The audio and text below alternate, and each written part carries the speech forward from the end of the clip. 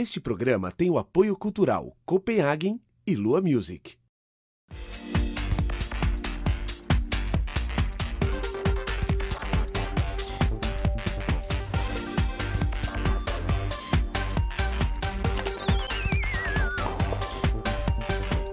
Olá, estamos começando o Salada Net. O meu convidado sabe tudo sobre o Brasil de hoje e pensa muito sobre o Brasil de amanhã. Ele tem muitas funções e eu vou ter que ler aqui, viu? Ele é presidente da Vitopel, é vice-presidente da Fiesp, diretor titular do Departamento de Competitividade e Tecnologia da Fiesp, presidente da Associação Brasileira da Indústria do Plástico, a ABPlast, presidente do Sindicato da Indústria do Material Plástico do Estado de São Paulo. Apresento para vocês José Ricardo Roriz Coelho. Tudo bom, José Ricardo? Tudo bom? Oi, Mauro, o pessoal que está nos assistindo. É um prazer muito grande estar aqui no Salada Net.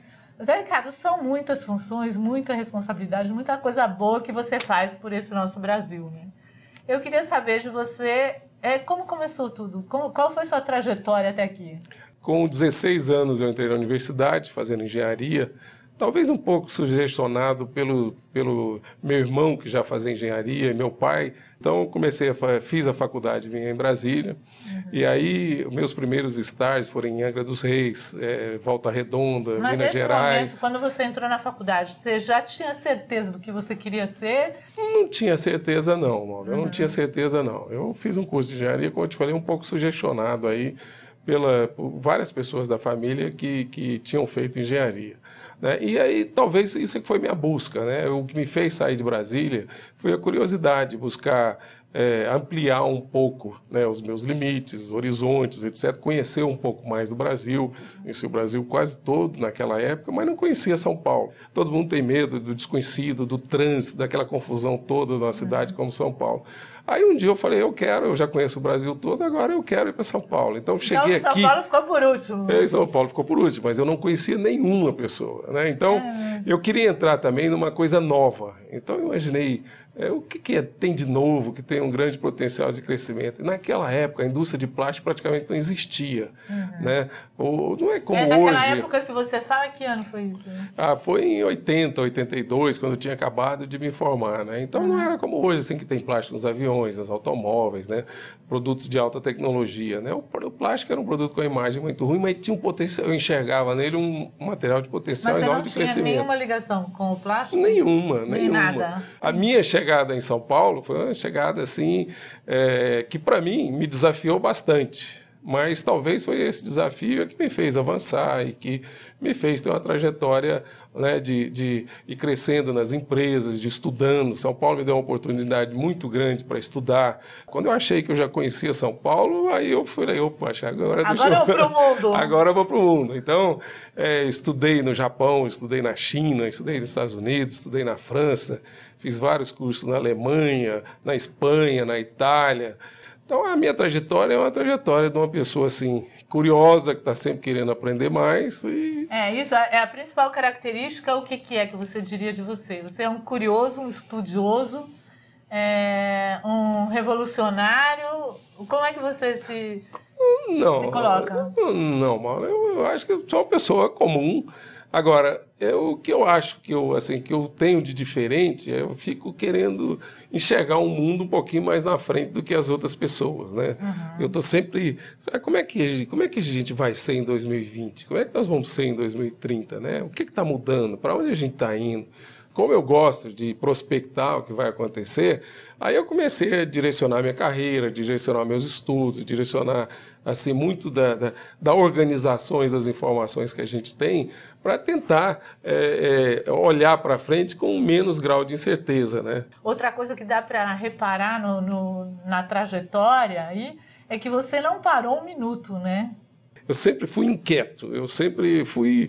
Eu nunca fico numa zona de conforto, né? Isso parece, assim, até tem um lado de humildade, né? Porque por mais que você saiba, acho que poucas pessoas nesse país têm o conhecimento que você tem, né? Nas coisas que você faz. E sempre achando que alguém pode te dizer alguma coisa importante, que você sempre tem algo mais para aprender, né? Isso é uma coisa que eu acostumei na minha vida, né? Eu acho que eu tenho uma boa capacidade de ouvir. às vezes até estão falando de assuntos que eu domino, que eu tenho até muito conhecimento daquilo, né? E assim, normalmente, quando a pessoa conhece muito daquilo, a tendência é ela interromper e falar, não, ó, eu sei disso e tal. Eu prefiro até escutar para ouvir uma outra versão, porque muitas vezes se eu falar aquilo e a pessoa perceber que eu entendo daquilo, que eu estou que eu tenho um domínio daquele assunto, etc., ela não vai me falar aquilo, não vai intimidar aquela pessoa. Então eu gosto de ouvir, às vezes até tem gente que me considera uma pessoa calada, etc., e sou um cara calado, quieto, porque eu aprendi na minha vida a ouvir bastante. Agora, quando tem que falar, eu falo, eu sou muito combativo, assim, eu trabalho muito dentro da minha coisa, essa coisa, quando você enxerga lá na frente e você vê que o rumo que a gente está tomando não é o mais adequado, sabe? Eu falo, eu grito, eu escrevo, eu faço trabalhos, né? Como eu te falei, eu sou uma pessoa muito inquieta. E me incomoda sentir que as coisas não estão caminhando como elas deveriam caminhar, né? Você trabalhou muitos anos com petróleo, né? 25 anos, é isso? Trabalhei 27 anos com petróleo e gás. 27 anos. Então, essa tua procura pelo plástico quando chegou em São Paulo te levou a isso? O petróleo te levou ao plástico? Como é que foi isso? Porque, na realidade, eu entrei pelo plástico. O plástico é um derivado de petróleo. E aí eu comecei a trabalhar, fui diretor não só de empresas do Brasil, mas empresas lá fora também, que tinham uma forte participação na indústria de petróleo, né? Então, eu fui, com o tempo, né, assimilando esse conhecimento da indústria de petróleo e gás e trabalhei muito tempo nesse setor, não só no Brasil, mas conhecendo e participando, influenciando muitas coisas no mundo inteiro, né, onde participei de vários debates, de seminários, de discussões, etc., do mundo do petróleo, e isso para mim foi muito importante, sabe? Eu acho que esses 27 anos foram bastante ricos aí para a minha carreira e também para a minha vida, né? Como eu falei, essa internacionalização, conhecer o mundo, né? Então, voltando lá àquela história que eu te falei de conhecer São Paulo, né? Aí eu saí para conhecer o mundo, né? Então, isso foi muito legal para mim. Eu acho bacana, assim, você saber que, apesar da gente estar aqui no Brasil e tal, hoje você conhece os lugares, você pode fazer comparações, você pode aprender lá fora e trazer essas coisas aqui para o Brasil, né? Então, acho que isso é muito, muito importante e foi, na minha vida, né? Eu acho que teve um valor muito grande na minha formação. Por esse teu conhecimento do mundo em geral, né, da economia mundial e tudo, que surgiu a Fiesp. Como é que a Fiesp entrou na tua vida? Que você tem 2 cargos da Fiesp, né? A Fiesp, na realidade, eu entrei no primeiro mandato do presidente Paulo Scaff como diretor, depois no segundo mandato, fui reeleito agora vice-presidente da Fiesp. E desde esse primeiro mandato eu sou diretor titular do Departamento de Competitividade e Tecnologia, que é uma coisa que eu gosto. Então, quando me foi feito o convite, né, e era um convite de uma coisa que eu gosto, né, apesar de eu ter outras atividades e eu saber que aquilo ia me tomar um tempo, eu falei, pelo menos é um tempo de uma coisa que vai me fazer crescer um pouco mais rápido. E também interagir com essas pessoas, com empresários, com outros diretores, vice-presidentes, etc., foi muito importante também para, nesse período que eu tive na Fiesp, né? Não só para a minha vida pessoal, mas também para a empresa, né? Porque esse network é muito importante. Quanto tempo você está na Fiesp? Eu fiquei 6 anos nas 2 primeiras gestões e agora fui reeleito vice-presidente por mais 4 anos. E o que se faz exatamente na Fiesp? É representante da indústria em São Paulo? Na realidade, a indústria de São Paulo é a indústria mais forte do país. São Paulo é quase não. São Paulo é maior do que muitos países, mesmo países importantes e desenvolvidos, né? Então, a Fiesp representa a indústria de São Paulo, mas, na realidade, ela representa uma sociedade, porque dentro da indústria você tem as famílias, você tem empregados, etc., né? E não é só o nosso trabalho dentro da Fiesp, não é defender só a indústria, é defender o Brasil, porque quando o Brasil vai bem, normalmente a indústria também vai bem. E a indústria é a mola propulsora da economia. Por que São Paulo é tão forte? Por que São Paulo cresceu bastante?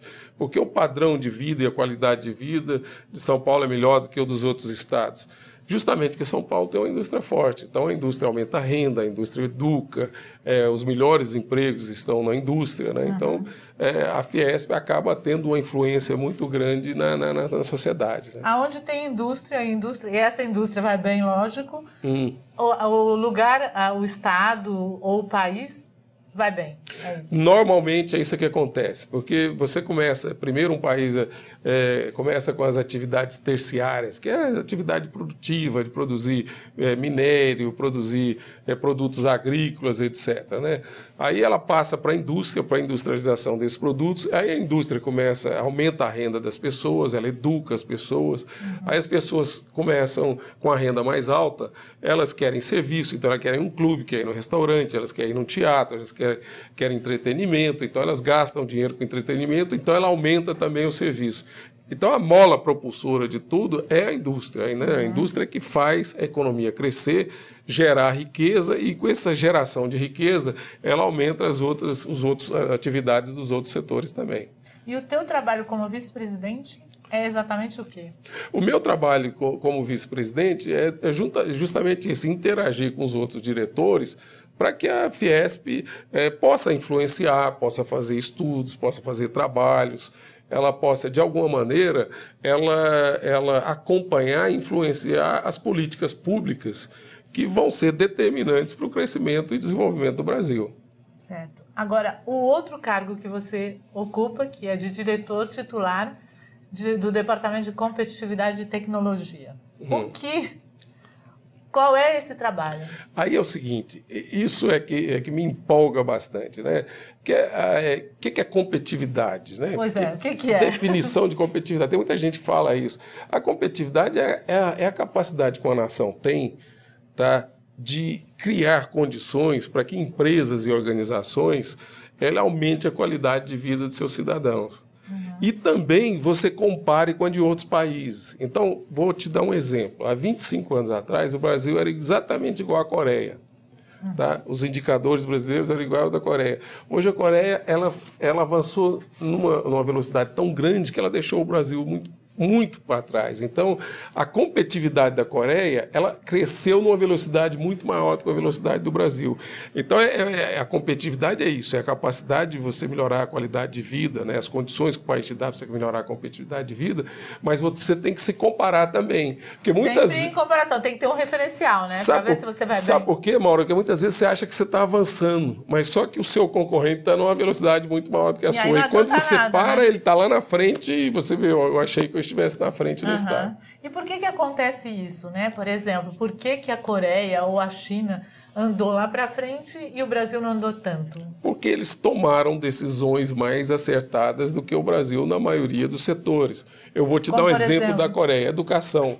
A Coreia é um sistema educacional espetacular que hoje serve de exemplo para todo mundo. Então, a qualidade do ensino fez com que as pessoas melhorassem a tecnologia, melhorassem as pesquisas, e com pesquisas e tecnologias, eles incorporaram, agregaram valores nos produtos que eles fazem, né? Então, o país ele começou a fazer produto de maior valor agregado, então aumentou muito a riqueza. E esse aumento de riqueza você dividiu pela população, então a população consome mais, ela gera empregos, etc. E com isso, com a educação também, você melhora a saúde, você melhora o sistema de transporte, você melhora a infraestrutura e tal. Uma coisa vai levando a outra, mas partindo da educação. Agora, lembrando que também a complexidade do país. O Brasil é um país muito grande, é um país complexo, existem muitas diferenças sociais ainda, tem que ser atacadas. Então, não necessariamente todos os países são iguais. Agora, o que poderia fazer a gente aqui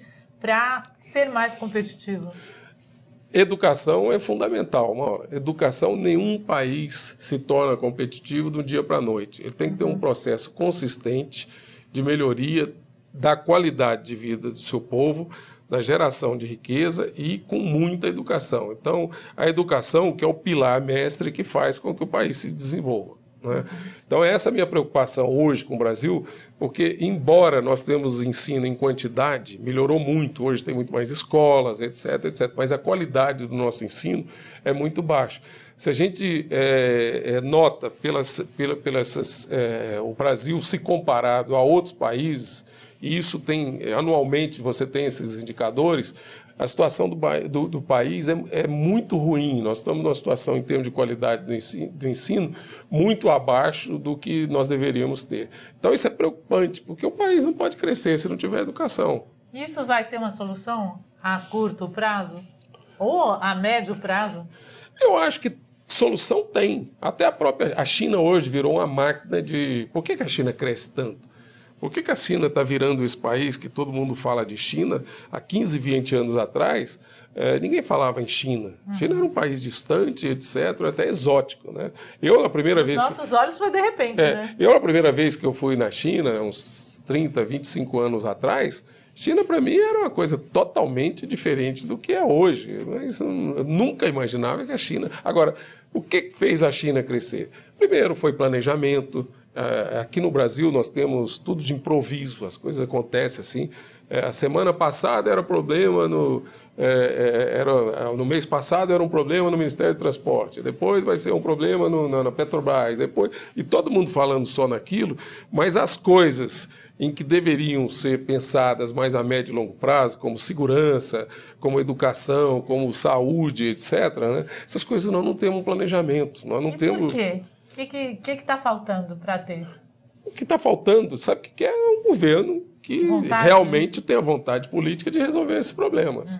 Tá? Então, que o governo tem tentado, pelo menos, fazer alguma coisa, tem, mas efetivamente o que se faz é muito pouco. Nós deveríamos ser muito mais rápidos nisso, né? E como é que deu esse start na China? Como é que aconteceu de uma hora para outra que eles mudassem de mentalidade e tomassem essa atitude?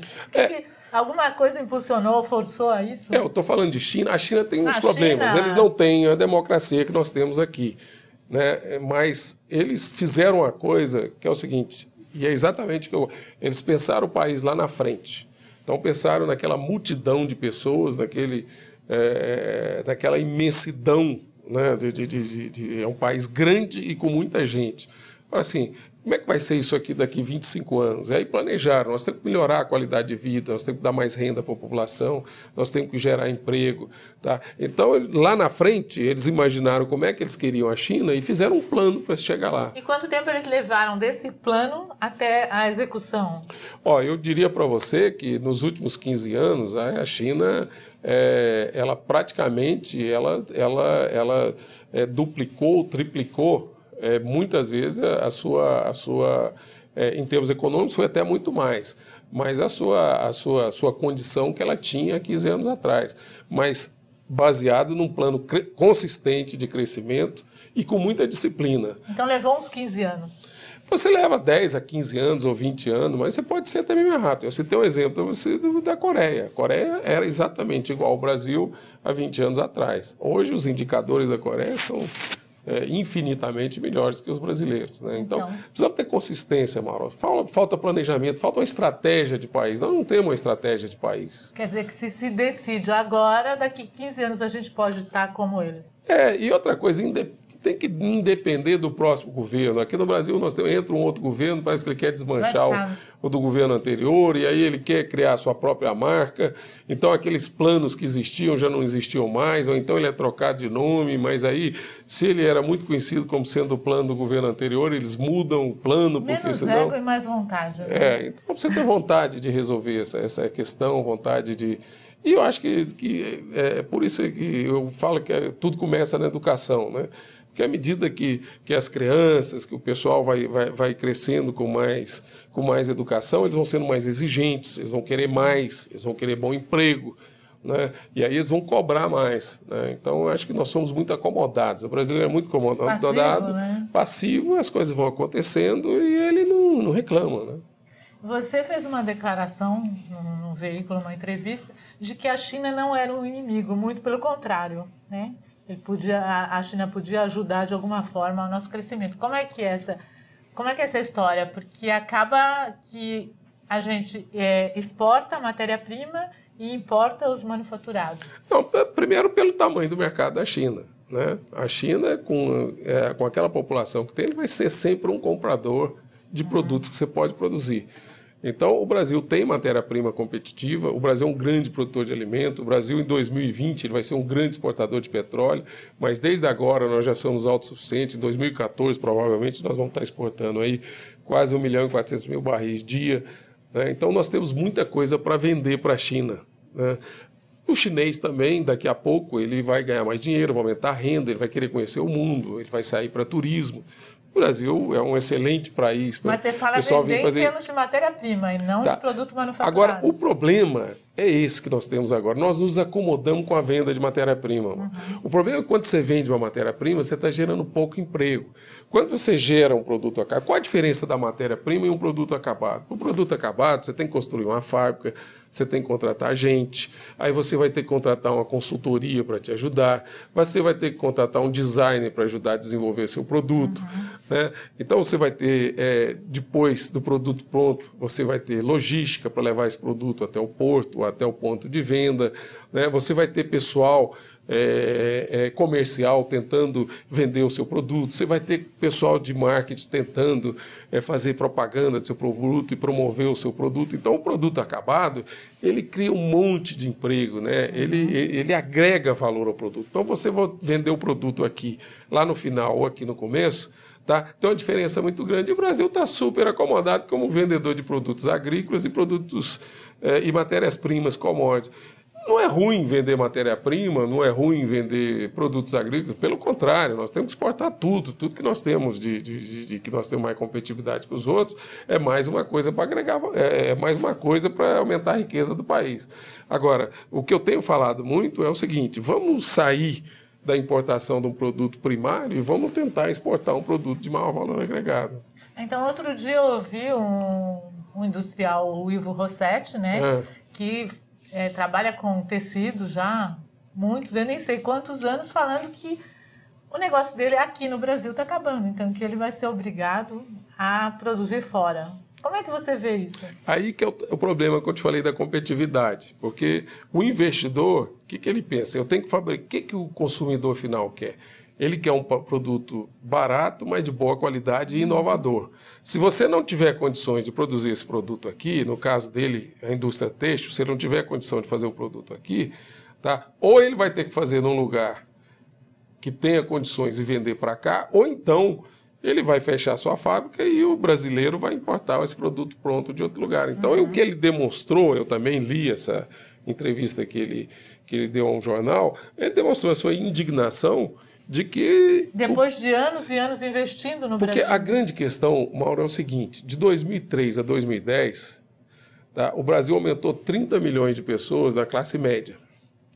Tá? Então, aumentaram 30 milhões de pessoas, teve um aumento de renda. Então, a pessoa, quando tem uma renda maior, ela quer consumir, ela tem todo o direito de consumir. E até 2014, deve ser agregado à classe média brasileira mais 20 milhões de pessoas. E essas pessoas... Quando elas vão no supermercado, numa loja, etc., elas não vão comprar minério de ferro, elas não vão comprar nafta petroquímica, não vão comprar farelo de soja. Elas vão lá para comprar uma televisão, vão lá para comprar uma bicicleta, vão lá para comprar um alimento embalado, um escorredor de macarrão, um liquidificador, etc. Então, o Brasil está perdendo a capacidade de fazer produtos para essas pessoas. Então, como elas estão vindo para o mercado, se nós não tivermos condição de fazer produto para essas pessoas, esses produtos vão ter que ser importados. E aí não tem balança comercial que segura isso. É o que tem acontecido. Você comprar o produto importado, que antigamente era assim, o pessoal dizia que era chique comprar porque era importado. E hoje é chique comprar o nacional, porque ele está mais caro. E hoje o importado é mais barato, né? E as pessoas compram. E esse pessoal ele tem direito de consumir. Se nós não tivermos condição de fabricar produto para essas pessoas, ou eles vão viajar e comprar isso lá fora, ou então eles vão importar e comprar. Eu diria que não é só o pobre, a classe média, todo mundo, né? Se você pode comprar o mais barato, por que você vai comprar o mais caro, não é? E a mão de obra? Como é que o Brasil está de mão de obra? Em comparação, né? Sempre a gente pensando na competitividade, não é isso? Exatamente. Ou independe. Voltando um pouco na primeira parte do programa, quando eu falei em educação, esse tema eu acho que vai estar sempre presente hoje na nossa conversa. Porque pelo seguinte, tem alguns setores, principalmente os setores de maior tecnologia, hoje eles estão carentes de uma mão de obra qualificada. Tá? Então, nós falamos bastante sobre o setor de petróleo e gás, é um dos setores, os setores de alta tecnologia. Você não tem engenheiros suficientes. Eu vou te dar um exemplo. A China, de cada 100 formandos, 40 são engenheiros.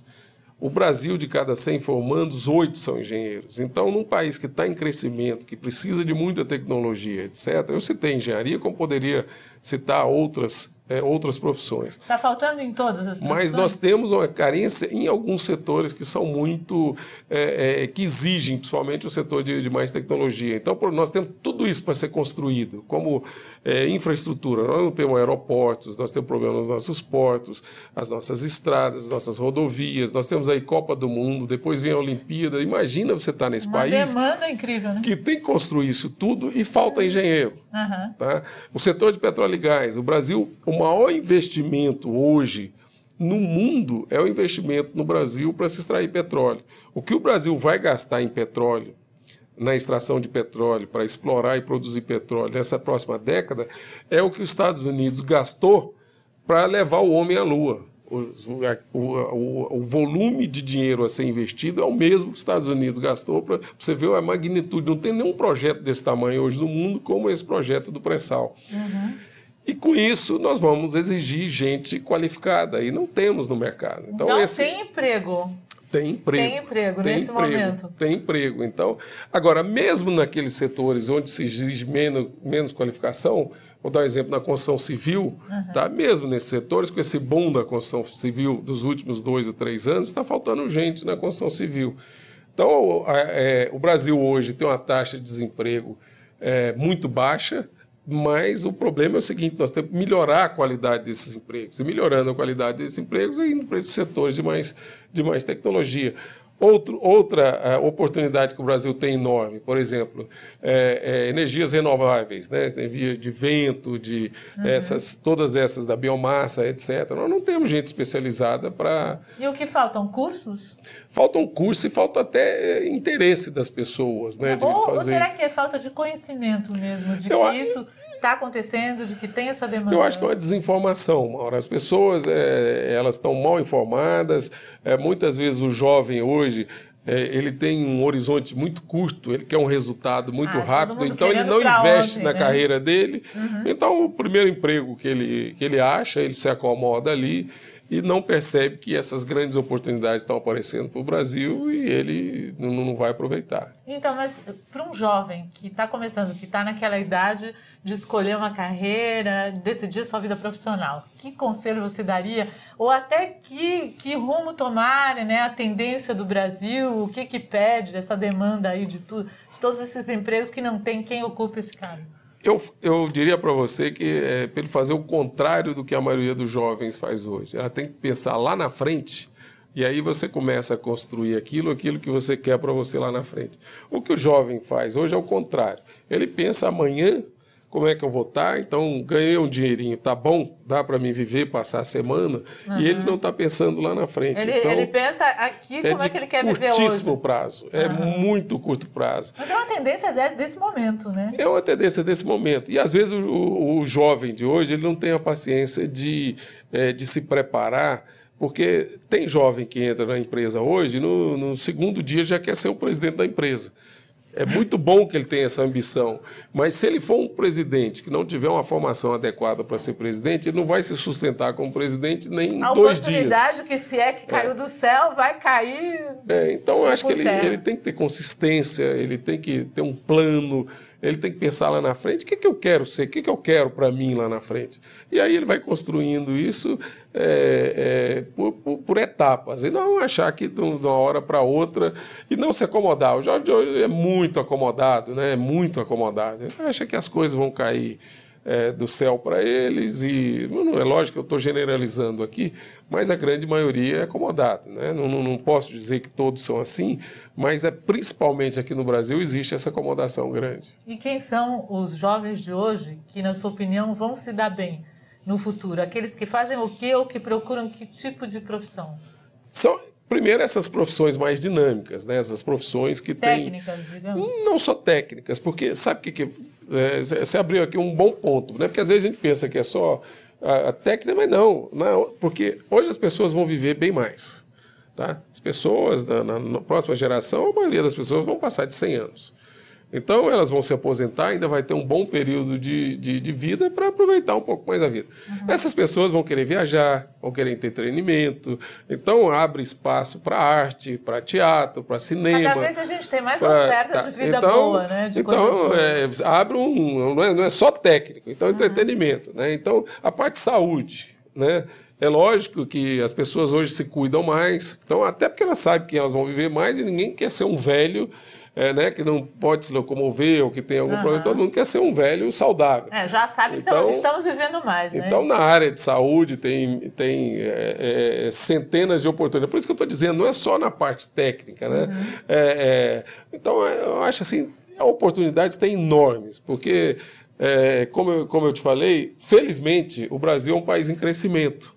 Enquanto que Estados Unidos, Europa, Japão são economias que estão estáveis, não crescem, o crescimento é muito baixo. Lá para um jovem, por exemplo, ele vai falar, poxa, o que eu vou poder fazer de diferente do que as gerações anteriores fizeram? Né? Tem muito pouca coisa para pensar e fazer.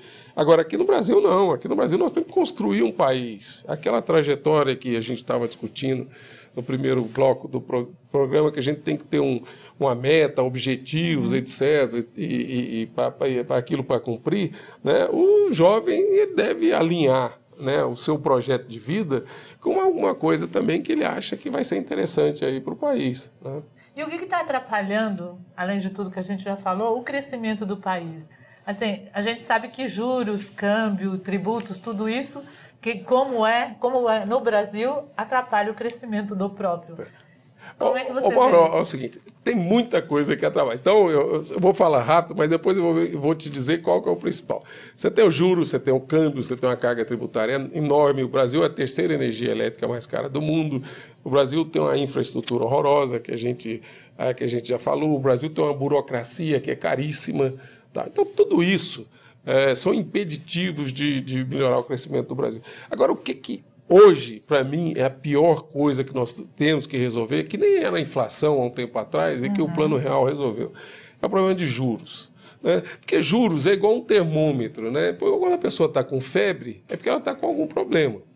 Se o juro está alto, é porque você está com algum problema. Então, é a nossa febre. O juro nosso é o mais alto do mundo. Então, assim, se você transpuser isso para febre, nós estaríamos com mais de 40 graus de febre aqui no Brasil, porque o juro do Brasil é tão alto, é tão mais alto que o dos outros países. Tem uma explicação? Tá? E aí é o tal problema. Os juros, o que ele faz? Ele aumenta o preço dos produtos, os produtos ficam muito mais caros, porque você, para comprar uma máquina para fazer determinado equipamento e tal, a máquina vai sair mais cara por causa dos juros, o capital de giro, né, que é o que você precisa para produzir o produto, vai sair mais caro, o juro faz o câmbio valorizar o real, porque esse pessoal lá de fora coloca dinheiro aqui no Brasil para aproveitar dos juros altos do Brasil. O juro aumenta a despesa do governo, tá? Porque o governo, para cada 1% que você aumenta de juros, o governo paga 19 bilhões de reais a mais de juros. Tá? Então, se o governo gasta muito, ele tem que aumentar a carga tributária, os impostos. Então, o grande problema que o Brasil tem hoje, que tem que atacar, é os juros. E por que os juros são altos e como atacar? Tá. Não, a primeira coisa é o seguinte, não tem necessidade, é porque hoje existem interesses muito fortes para que o juro se mantenha alto. Então, os bancos brasileiros são os bancos mais lucrativos do mundo. Você pega o resultado... De quem são esses interesses? São interesses do banco, do setor financeiro. O setor financeiro está ganhando, o setor financeiro não quer mudar nada. Ele quer o juro alto, porque com juro alto, você vê os balanços os bancos brasileiros, você conta nos dedos. Mas o resultado, a lucratividade desses bancos é muito maior do que de todos os outros setores da economia. Então, esses setores são muito poderosos. E para eles, para que eu vou deixar o juro cair? Né? Então, quando você fala em juros, você vai mexer com setores da economia e setores da sociedade que são muito fortes. Um deles é o setor financeiro. Agora, não tem razão nenhuma para os juros estar a esse nível que está no Brasil. Tá? Se você fala o que tem que fazer, é baixar os juros. Nós estamos na trajetória totalmente oposta que deveríamos estar. Tá? Nós estamos aumentando o juro ao invés de diminuir os juros. Quando teve a crise em 2008, 2009, a maioria dos países baixaram os juros. O Brasil, na contramão de todo mundo, naquela ocasião, foi uma grande oportunidade que nós tivemos para derrubar os nossos juros e não fizemos isso. Então está errado, isso tem que ser questionado pela sociedade. Mas, então, questionado pela sociedade, pressionado para que o governo não tem poder de mudar essa questão com os bancos? O governo tem. Inclusive, a taxa de juros é o Banco Central, na reunião de Copom, que determina qual é a taxa de juros. O governo, pelo menos, ele tem que ter uma estratégia para que os juros do Brasil sejam juros normal, não seja essa aberração que é hoje. Né? Se você tivesse poder hoje para mudar isso, qual seria a primeira atitude que você faria? A primeira atitude é abaixar os juros na reunião do Copom. Tá? Hoje os juros reais do Brasil estão próximos de 6%. Não tem razão para ser acima de 2% ou 2,5%. Todos nós pagamos essa conta. Tá? Zé Ricardo, você como um dos maiores empresários do país, para fazer parte da sua equipe, né, na escolha das pessoas que trabalham com você, além, é lógico, da parte técnica profissional, o que é importante no profissional? O que ele tem que ter, o que é imprescindível? Bom, ética é imprescindível. A primeira coisa é ética, e isso hoje, eu acho que no futuro e cada vez mais, a ética é o ponto número 1 em qualquer profissional que você esteja contratando. Mas, além disso, ele tem que ter um profissional que tenha atitude, ele tem que ser curioso, ele tem que ser corajoso, né? Ele tem que ser ambicioso. E quando eu digo ambição, não é só uma ambição por dinheiro, mas é a ambição de conhecer mais, de ter mais informações, de querer crescer, de querer participar mais das decisões da empresa, etc. Né? E hoje, Mauro, é o seguinte, cada vez mais a pessoa tem que se comunicar melhor. Tá? Não tem mais aquela hierarquia que existia nas empresas antigas, onde o chefe falava e o subordinado obedecia. Hoje isso é feito através do convencimento, do trabalho em equipe. E trabalhar em equipe e convencimento depende muito da sua capacidade de comunicação.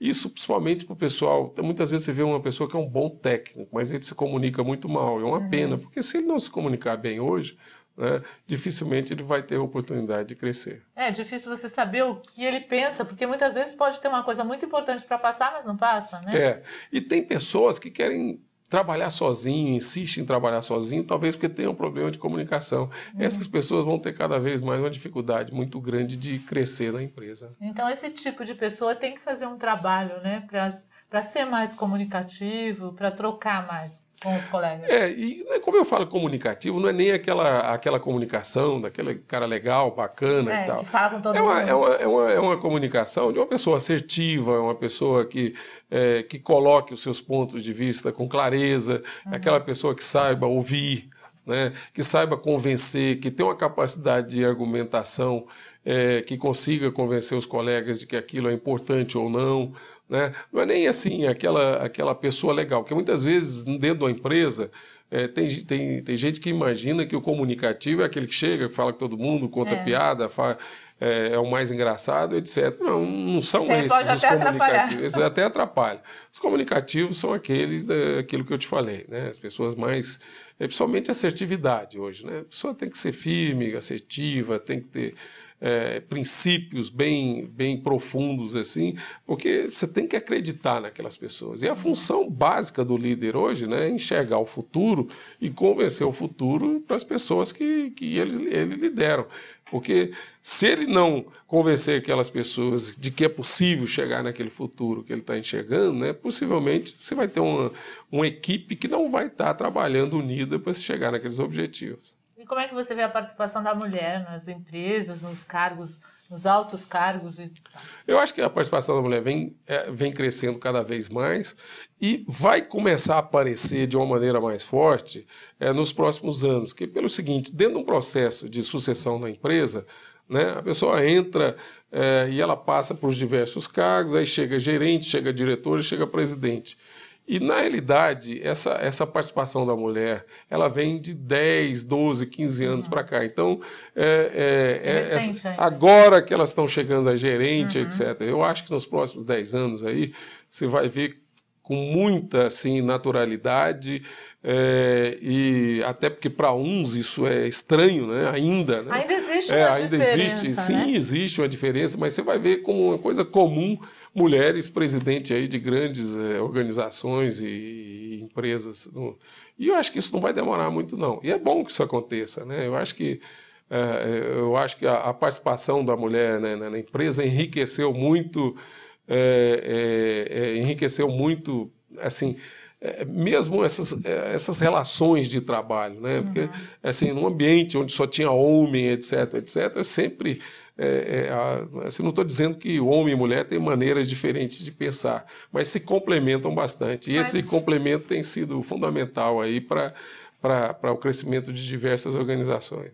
Tem maneiras diferentes de pensar, o homem e a mulher? Ainda você vê características diferentes? Dizem que as mulheres são mais detalhistas, né? Não, eu sem dúvida eu acho que a mulher é mais detalhista do que o homem, né? Isso talvez até não seja, mas a gente até assim no dia a dia você vê mulher se maqueia, tem todo aquele cuidado e tal, você não imagina um homem ficar lá meia hora para se maquiar. Então, talvez por isso que a gente tem essa impressão e acaba fazendo um estereótipo da mulher e a gente esteja errada.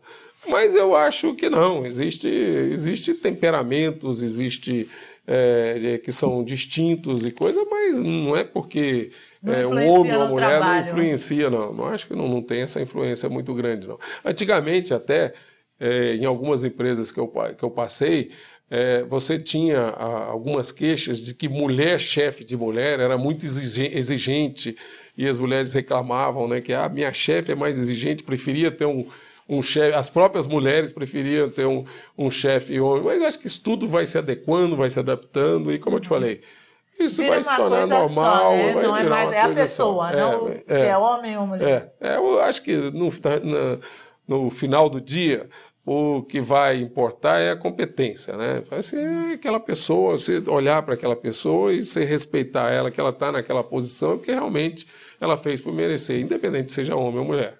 Falando em mulher e fez por merecer, o que você acha da nossa presidenta? Eu acho que a presidente ela tem uma grande oportunidade aí de implementar um ritmo bem mais forte no governo, né? Ela está tendo uma série de dificuldades nesse início de governo dela, né? Até a impressão que a gente tem é que ela comprou um carro usado e agora está tentando arrumar as coisas para fazer o carro andar, né? Então, eu acho assim, que ela é competente, que ela tem condições de fazer um bom governo. Agora, não está fácil. Ela está num ritmo, eu tenho certeza absoluta que ela ainda não está no ritmo que ela gostaria de estar no governo. O governo está ainda um pouco paralisado. Precisa de mais, precisa de velocidade, porque senão daqui a pouco vão aparecer as cobranças. Ela surpreendeu muita gente. Ela te surpreendeu ou você esperava exatamente essa postura, esse governo? Ela me surpreendeu até favoravelmente, né? Porque a impressão de todos é que ela era uma pessoa assim temperamental, que muito brava, e tal. Pelo contrário, está demonstrando ser uma pessoa muito ponderada, né? Eu acho que o cargo de presidente, né, exige certas posturas, que a postura dela tem sido muito mais adequada do que a do ex-presidente, né? Então eu acho que ela está indo muito bem. Eu acho que assim, eu estou muito mais surpreso favoravelmente com a nossa presidente do que o contrário. É uma boa surpresa, né? Acho que todo mundo, quer dizer, todo mundo não, mas muita gente ficou surpreso pelo lado bom da coisa. Zé Ricardo, se você fosse escolher para investir o teu dinheiro, em que setor? Tivesse que escolher um setor unicamente, que setor você escolheria? Tecnologia, agropecuária ou a indústria do petróleo e gás? Não, se um desses setores, até pela minha formação, eu escolheria o setor de petróleo e gás. Agora, até por tudo que nós já conversamos aqui hoje, você tem setores como entretenimento, você tem setores na área de saúde, você tem setores de energias renováveis, você tem a nanotecnologia, você tem a biotecnologia, que são setores extremamente dinâmicos e vão crescer muito nos próximos anos. Né? Então, você dividiria, na verdade, né? Não, até porque o investimento você precisa ter foco, né? Você, assim, uma pergunta para mim, até pelo que eu já fiz até hoje, eu conheço muito esse setor da indústria, alguma atividade que tivesse alguma relação com petróleo e gás. Agora, sem dúvida nenhuma, para um jovem hoje, né, o setor de biotecnologia, o setor de nanotecnologia, entretenimento, né, como eu te falei, essas pessoas que vão viver mais vão querer se divertir, elas vão querer passear, vão querer...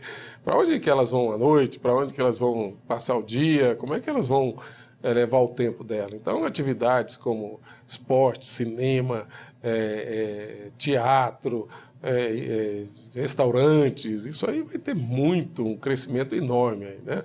Essas coisas da terceira idade, né? Você vai ter, a população brasileira está envelhecendo, né?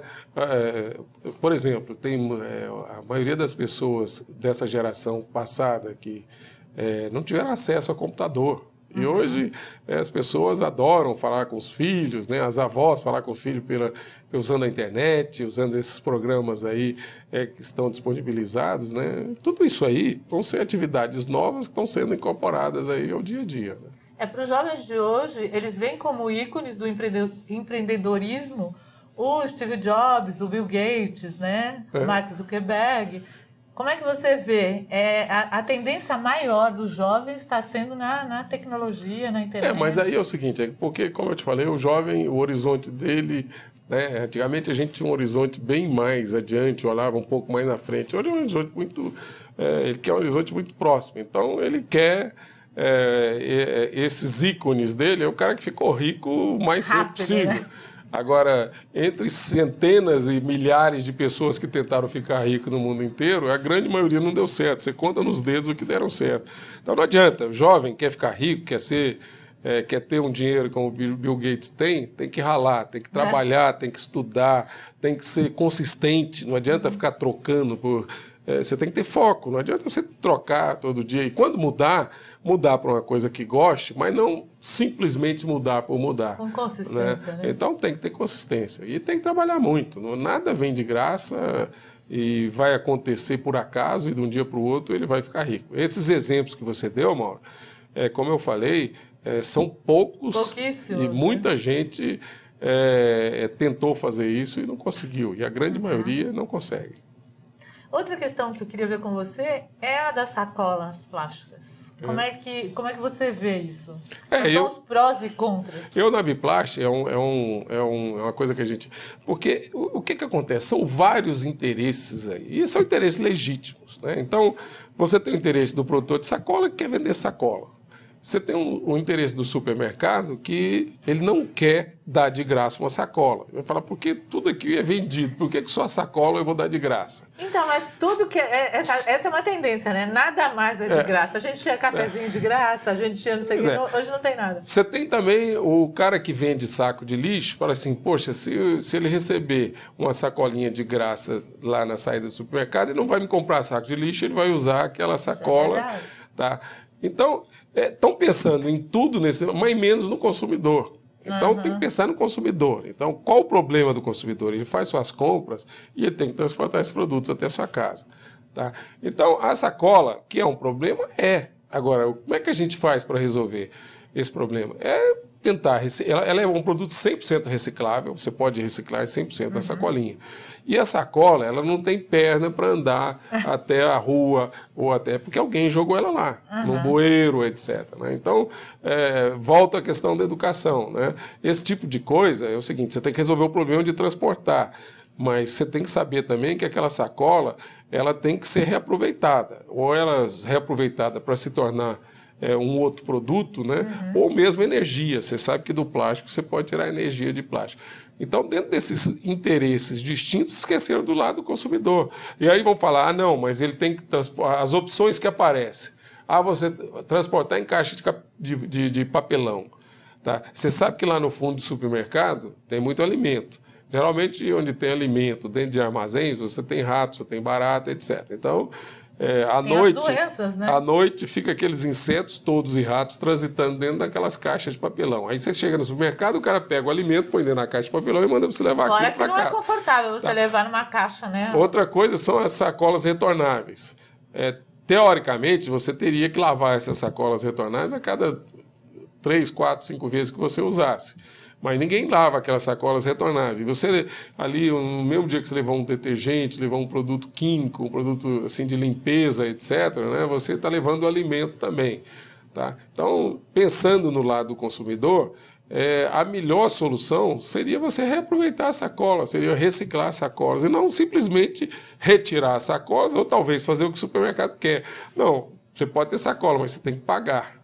Então, mas aí o principal intuito não era esse, né? Não era você pagar pela sacola, era que não existisse ou que seja reaproveitado. É porque nessa história toda, ninguém está pensando no meio ambiente.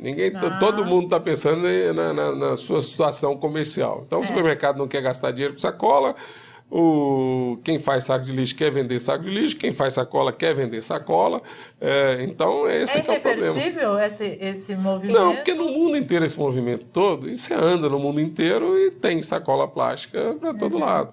Agora, nos países mais desenvolvidos, essa pressão é menor, porque lá existe a coleta seletiva, existe o reaproveitamento porque o conteúdo energético que tem no plástico é muito grande. Então, você pode transformar aquele plástico em energia, você pode transformar aquele plástico num outro produto plástico, né? Agora, falando nisso, a Vitopel, a tua empresa, vocês desenvolveram um produto totalmente reciclável. Eu queria que você falasse sobre ele. A gente até tem livros, revistas e sacola feito do Vitopaper, não é isso? Conta como é que foi esse desenvolvimento. Eu acho que hoje se fala muito em inovação. Eu sou encantado com essa inovação que nós fizemos na Vitopel, porque era uma coisa que nos incomodava, é o seguinte: nós fabricamos muita embalagem. A empresa é preponderantemente fabricante de embalagem para alimentos, para bebidas. Então, balas, biscoitos, chocolates, massa do país, de embalagens flexíveis é a maior da América Latina. Da América Latina. Tá, então, a gente faz a maioria dos alimentos que você come, então é uma embalagem nossa lá. Então, o que a gente queria fazer é o seguinte: poxa, a gente poderia, ao uma pessoa comer um chocolate, ou ao uma pessoa comer uma massa, etc., aquela embalagem a gente reaproveitar de novo e ela entrar no nosso processo. Se a gente desenvolvesse um produto que utilizasse aquela embalagem descartável, e principalmente o produto nobre, seria bom. Então começamos a pensar lá, os engenheiros, pegamos algumas faculdades também, né? A Universidade de São Carlos nos ajudou bastante nisso aí, e quebramos a cabeça lá e chegamos a esse Quanto produto. Tempo de quebrando a cabeça? Uns 3 anos, né? Então a gente chegamos a esse produto. O resultado maravilhoso. Então aqui, né? por exemplo, são livros, né, de impressão. E a vantagem desse papel é que ele consome 30% a menos de tinta e ele é 40% mais leve. Então, as crianças, por exemplo, para levar o produto... Primeiro que ele é muito... E é mais leve mesmo. A durabilidade dele é muito maior. Um irmão pode passar para o outro nas escolas. Ele pode molhar. É um papel plástico, né? As mochilas, né, não ficam tão pesadas, né? Então, isso aqui é feito de lixo. Isso aqui é feito de um frasco de shampoo, de uma sacolinha plástica, de um produto plástico que foi para o lixo. Então, a gente recebe isso das cooperativas. Aqui tem um outro exemplo de uma revista. Essa campanha que a gente tem nos prédios de separar o lixo é importante, não é? Importantíssimo, porque aí nós transformamos o lixo no produto plástico. Aqui é um relatório para os investidores da Petrobras. Então, o relatório da Petrobras. Então, ele é 100% feito de lixo. Gente, e agora, a delícia que é isso. Quando você vê a qualidade desse material, né? Aqui é um relatório de uma outra empresa petroquímica, por exemplo, a Braskem, que é feito nisso. Aqui é um livro de informática, né, do Centro Paula Souza, totalmente. E os alunos, quando receberam esses livros, eu escutei de um professor que falou numa rede de televisão, num programa, que teve alguns alunos que até choraram, porque eles sentiram autoestima de você estar dando para eles um produto de boa qualidade. Não, né? A qualidade é que não dá para você que está aí, ver a qualidade aqui pelo vídeo, mas é impressionante, é uma delícia de fazer. Esse aqui é um caderno escolar feito de lixo, né? E você pode escrever, pode apagar, pode como o outro. E o processo é muito simples, né? Aqui, Maura, é mais ou menos isso aqui. Você pega o lixo. Vamos por aqui. Tá? Você joga os produtos no lixo, qualquer plástico. A sacolinha também do supermercado você põe aqui.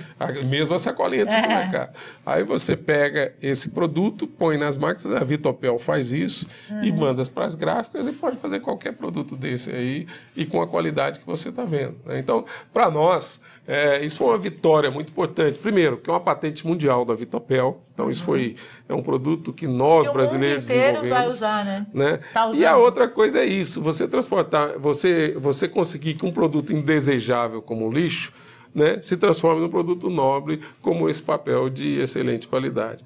Então, isso foi uma festa na empresa. Deixa eu pegar essa sacolinha aqui para a gente mostrar. Essa aqui, olha aqui. É que não dá realmente, mas a gente pega, é uma coisa gostosa, né? E o papel como um A4, por exemplo, que eu tenho aqui, ó. Ó, eu estava escrevendo nele agora há pouco. Uma delícia, né, Zé? Muito bom. Imagina você põe isso na tua impressora, né? E parece assim, a qualidade é completamente outra. Não dá para descrever, só você indo conhecer pessoalmente, né? O Vitopaper. Parabéns, viu, Zé, por esse trabalho maravilhoso. E, assim, é um benefício nosso, né? De todo mundo, porque transformar o lixo, conseguir... Isso pode ser reciclável quantas vezes? Por exemplo, eu uso papel, rabisco... Quantas vezes? Você usou o papel, você joga ele de novo no lixo, e do lixo ele é catado e é feito o papel de novo. Agora, Quer também... dizer, não tem desperdício, né? Nós precisamos educar a população. A população precisa saber que o lixo é uma riqueza que nós temos ali de matérias-primas. Né, que aquele produto pode ser aproveitado, ele pode ser transformado em energia, pode ser feito papel, como tem milhares de outras soluções que podem aparecer com o reaproveitamento do que é jogado no lixo. Né? Então, lixo é uma coisa que tem valor. Né? Então, se a sociedade tiver consciência, se as pessoas tiverem consciência, né, de que ao estar separando um lixo, ela vai estar ajudando para que a gente não consuma tanta matéria-prima, etc., que a gente reaproveite, né, produtos que já foram utilizados, né, seria muito bom. E eu acho que o Vitopaper também tem essa missão, porque quando a pessoa vê um produto dessa qualidade, ela se surpreende que isso aqui tenha vindo do lixo. É surpreendente mesmo, viu? Parabéns, viu? Parabéns pela tua empresa, parabéns por todo esse empreendedorismo que você e a tua equipe, né, trabalha e pesquisa e faz tudo isso pelo Brasil, e você é um exemplo, viu? Muito obrigado, Maura. Muito obrigada por estar aqui com a gente, poder passar toda essa informação para quem está nos assistindo. Acho muito importante tudo isso. Agora a gente tem um presente da Copenhagen para você, que apoia esse programa. É copenhagen.com.br. Entra no site, você fica conhecendo tudo que tem de gostoso, delicioso, né, Zé? Muito bom terminar esse programa recebendo a Copenhagen, que é meu chocolate preferido. E, Maura, muito obrigado pelo convite. Para mim foi um prazer muito grande estar participando aqui do Salada Net. Viu? E muito legal a nossa conversa. E espero também que o pessoal que nos assistiu e esteja nos assistindo goste. Eu quero que você venha sempre, viu, Zé? Porque sempre com essa projeção do futuro, ele dando dicas pra gente, para os jovens de hoje que vão, né? Quem está nascendo agora vai estar daqui 18 anos, 20 anos, entrando nesse mercado de trabalho, e é sempre importante ter uma pessoa como o Zé Ricardo Loures Coelho dando a dica pra gente. Muito obrigada mesmo. E para você que gostou desse programa, acabou de assistir agora, entra no site saladanet.com que você assiste na íntegra. Né? Bom, muito bom. Até lá, um beijão. Este programa tem o apoio cultural Copenhagen e Lua Music.